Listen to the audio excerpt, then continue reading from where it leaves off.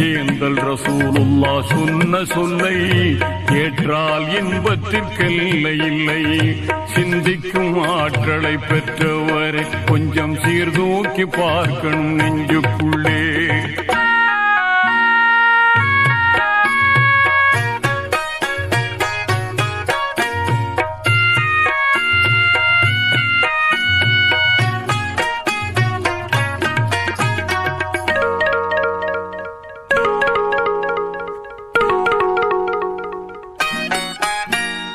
உழைப்பவர் வியர்வை உணரும் முன்னே அவர்க்கு ஊதியம் கொடுத்திட வேண்டும் என்றார்.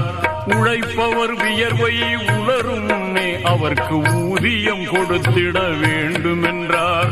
வழியினில் கிடக்கின்ற கல்லையும் உள்ளையும் வகையாய் அகற்றுதல் தர்மம் என்றார்.